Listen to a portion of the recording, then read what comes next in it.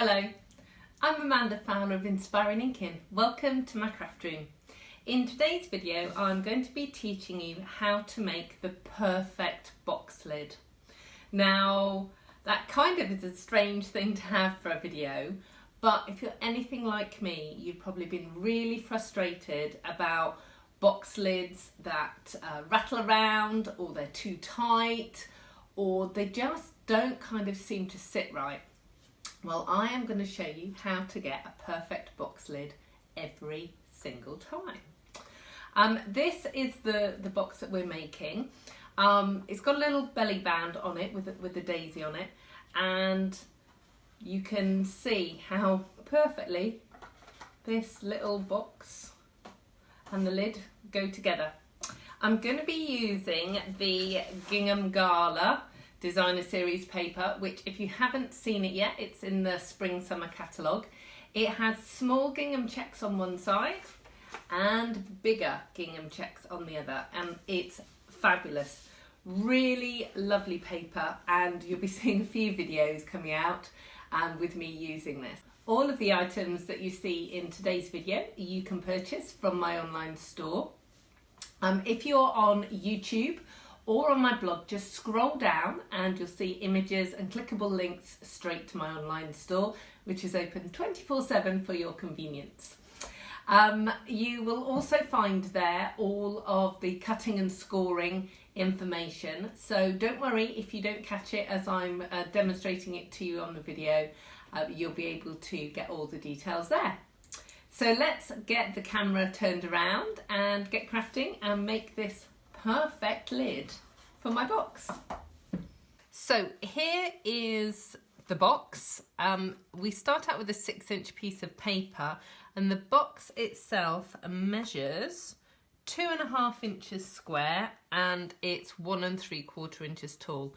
It's a really good size actually. But the important thing is the lid. So I will be showing you how to make the little belly band in a minute. But this, I love this sound, because it's really tight fitting, and it just glides in, and it's a little rule of how you make it, and it's so easy. So let's get started.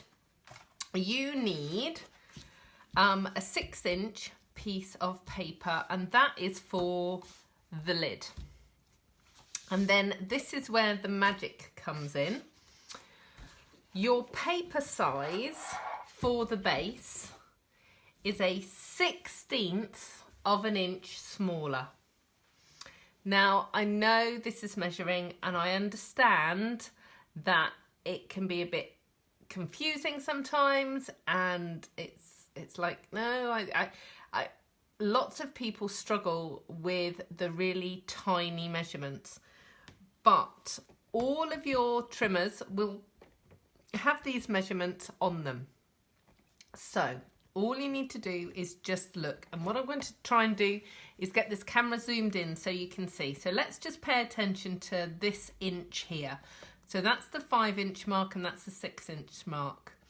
Now, each one of these tiny lines is a 1/16. So between the 5 and the 5.5, there are 8 little lines denoting 8/16. So if you look here where the 6 is, that's the tall line. The next line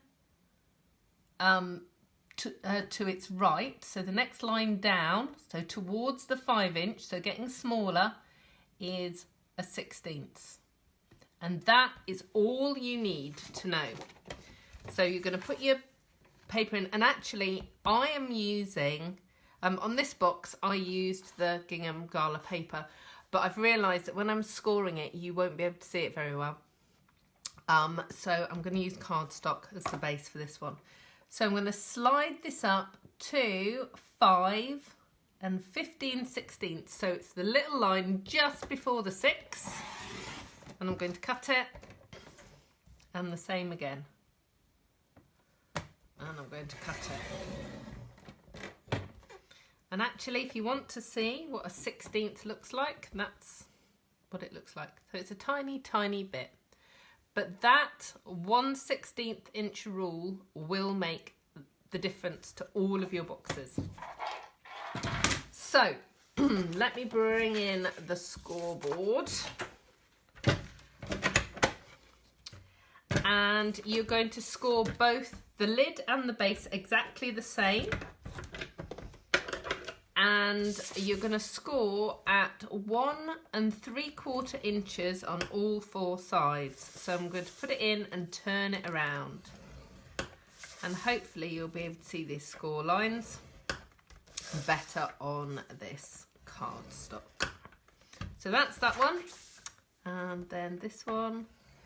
Just be careful when you're scoring patterned paper. Use the fat end of your scoring ball tool or the largest size that you've got, and just go gently, because obviously it's not as tough as cardstock and you don't want to go through your paper. Okay, so the score lines are all done and they are exactly the same, but bear in mind obviously that this piece of cardstock is a tiny bit smaller than your lid. Okay, so just reinforce all your score lines. If you've got a bone folder you can use that, but I'm just going to use my fingers and I'm going to go for the larger checks this time. Now, with all boxes, when you're making boxes, what you are going to need to do is cut tabs. So, I am going to cut 2 this way, and then 2 this way. And so then these tabs will come in like this. And these tabs will come in like this. Okay, so you can see how quickly and easily the box goes together. What will really help is if you trim a tiny bit off the edge of the little square tabs, just a little sliver. It will allow those tabs to tuck in easier. And make sure where I've just, I don't know if you can see this, I've actually just cut slightly off there. I'm just going to tidy that up. The joys of filming. Yeah, I've done it there as well. I was obviously chatting and not chatting and not quite concentrating. Right, so there we go. So that one's got a little sliver off, as has that one. My glue of choice always, almost always, is Tombow. You can use double-sided tape if you want to, but don't use like a snail or any of the other sorts of roller glues, adhesives. They won't be strong enough for a box.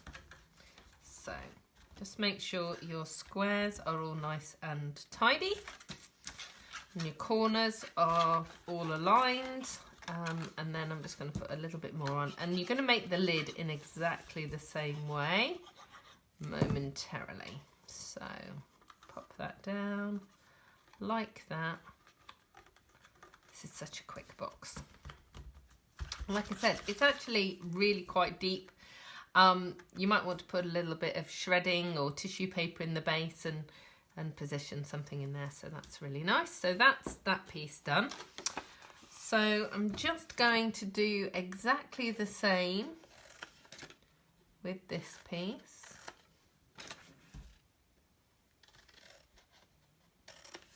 So just cut it straight down. And then just take off these slivers. Now, because this lid fits so perfectly, you are going to need to have little finger holes or pull tabs to make sure that you can get the lid off easily. Now I use the 1/2 inch circle punch for this, and it's also what I've used for the inside of the daisy. But you have to make sure that you know where your tabs are going. So my tabs are actually going this way. So you don't want to punch your hole through 3 layers of paper. So it's going to go here. Now, obviously you can measure it, but I'm just going to count squares. So we've got 1, 2, 3, 4, 5, 6, 7, 8, 9. So 1, 2, 3, 4, 5. So it's going to be there-ish. And there-ish. Here we go. Right, so let us just put the Tombow glue on here. And I'm putting the glue, I'm sure you've noticed, I'm putting the glue on the 2 tabs so that they stick to one another and they stick to the front. And again, just make sure that you've got everything aligned, because if it's not all aligned, then it's not going to fit perfectly. And the whole purpose of this is to make the lid fit perfectly. Right, so that's that one and that one. Pop that down. Just ease in the corner. Ease in the other corner. Just give it a moment to stick. Okay, so whilst it is sticking, let me just make this belly band. So I have used 2 of the daisy punches in Whisper White cardstock. Now, if you have the daisy stamp set, obviously you could stamp that as well. I'm gonna use 2 of the 1/2 inch circles. I need some dimensionals and some of this lovely ribbon. It's called I'm not sure what it's called. Lemon Lime Twist. I will put it up on the screen. It's like an ombre type of ribbon. It's really pretty. So I'm just going to curve these petals and just go gently with them. I tend to do these with my fingers, not with my bone folder, because I tend to pull the petals off and you have to start again. So let me just do that, and I'm curving them down so that when I pop them one on top of the other, they actually kind of spring back up. So I'll put a little bit of Tombow on there and align them like that. So just offset so it makes like a nice full daisy. I'm going to put 1 of these on the top there. And then I'm going to get a dimensional for here and a dimensional for here. And when I've actually tied the bow in a minute, I will attach those 2 pieces. So we'll pop that to one side there. I've got Tombow on my fingers, so everything's sticking together. Okay, so here is my box. And here is my perfect fitting lid. Da-da-da. Just wiggle it a tiny bit. Ta-da! There you go. And so, like I said, these finger holes are really important because you grab hold of the box that way. And you can actually hear how tightly this fits. So cool. Right, so ribbon. I am going to tie the ribbon in a bow. If you're bow impaired, and struggle tying bows. I've got a whole series of videos all about bows. In the information, if you click see more, if you're on YouTube, I will put some links to those videos there, and you can actually tie your bows or learn how to tie bows. So I have just popped that there, and what I'm actually going to do is move the bow so it is just off to one side. I don't want to do it today. There we go. So the bow itself is just off to one side, and then I'm just going to cut the ribbon at a jaunty angle.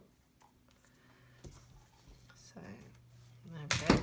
And then what I'm going to do with this daisy is this little circle here with the dimensional. I'm just going to slide it underneath the ribbon like that. And then this one, I'm just going to take the dimensional off there, and I'm going to pop that. Ooh, my centre of my daisy has moved. Let me just re-stick that. That is not good. It obviously slipped when I put it down.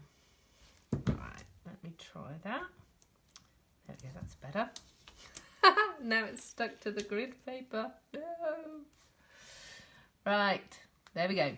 Okay, so then that one is going to go on the top like that. Hurrah. So there you have it. A perfect fitting box lid, and a very cute box, it has to be said. So just to kind of recap, all you need to do with your box to get your perfect fitting lid is to cut the base of the box 1/16 of an inch smaller. Okay, thank you so much for joining me. Do check out all my other videos, subscribe to my YouTube channel and to my blog, www.inspiringinkin.com. I hope to see you again soon. Goodbye.